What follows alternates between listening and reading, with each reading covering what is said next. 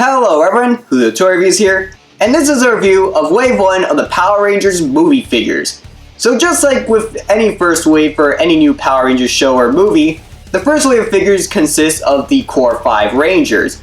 In this case, the red, black, yellow, pink, and blue Rangers.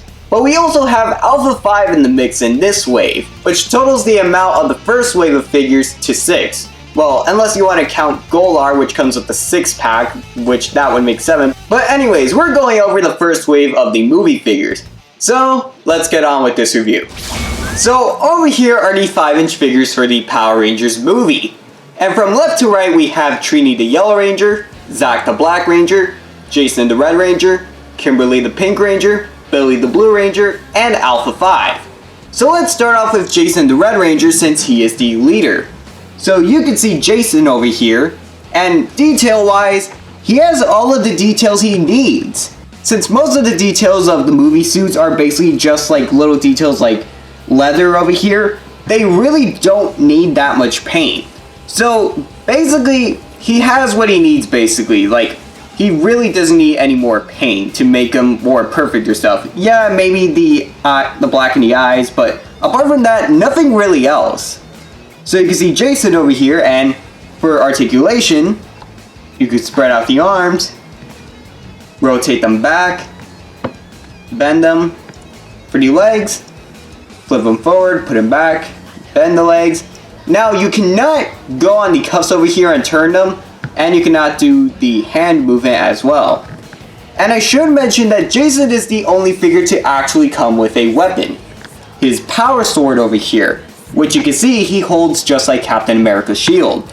Now the reason that is because the power sword is the only weapon that's going to be in the Power Rangers movie, which it makes sense to save the other weapons for a sequel, or maybe to have them get it sometime later, do like some sort of arc or something. But that's basically all for Jason. So now let's go on to Kimberly to show off the female articulation. You can see that just like with Jason, she has all the paint apps she needs. On the back, nothing much. And I'm gonna be honest, the female mold is kind of weird. And it has to do mainly with the neck. It just looks a bit too stretched out. Like, I get that the suits are supposed to look alien, but we have to keep in mind that these are humans using the suits. And for the articulation, you can basically do the same as Jason, except it's a lot thinner. You can move the legs, forward, bend them. And now I should mention that all of the other Ranger figures do not come with a weapon since they won't have a weapon in the movie, but rather with a sort of energy blast thing. Which many people are like, I don't like it, but I actually kind of like this because of the fact that Bandai is trying to make up for the lack of weapons that the figures have. So at least they're giving us like these sort of effects. And it's kind of like if you ever buy figure arts where you buy like those special effect things like the explosion backgrounds and stuff. It's sort of like that. And the blast also reminds me of Dragon Ball Z from whenever they would use like Ki Blast or the Kamehameha. So next, let's move on to Billy the Blue Ranger over here. You can see the same detail as Jason and same articulation.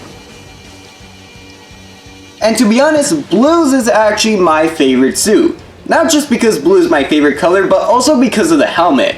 Considering the whole alien aspect of the movie, the Blue Ranger's helmet is the most alien of the bunch, which it actually looks really nice the way it just folds back like this. So next, let's get on to Zach, our Black Ranger. Same exact detailing. And the helmet over here, it kind of looks weird because of the fact that the visor is black and the helmet is also black. But in the actual movie, the helmet is more grayish in order to differentiate from the visor. But you can see it just like Jason, there's nothing really much. And now we go on to Trini, our Yellow Ranger. And it's the same female mold as Kimberly. Move this forward, bend it, move it all the way, stretch it out, and push it forward. And you also have head articulation as well. And now let's get on to Alpha 5 over here. And now, many people, including me, are mixed on his design. I get where they're going with the whole ET inspired design, but it looks kind of weird to be honest, especially these sort of headlights over here on his head. But you could probably interpret these as eyes and this little line on his mouth as sort of a smile, which it makes sense because of the fact that they say that Alpha is alien technology. So you can see his detail over here, and he has a consistent color scheme of red and silver. It's not necessarily silver, it's more of a gray, but it looks a bit silver. And he also has this bluish silver on the top of his head. And yeah, that's basically all to him look-wise, but for articulation, you can spread out his arms, move them all the way, bend them forward, and for the legs as well. You can't necessarily move the legs forward, but you can actually bend at the knees. And you can sort of put him in a position like this.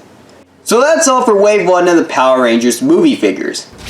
So overall, these figures are actually pretty nice, and I would recommend them if you're excited for the Power Rangers movie, or if you're just a fan of the 5-inch figure line in general.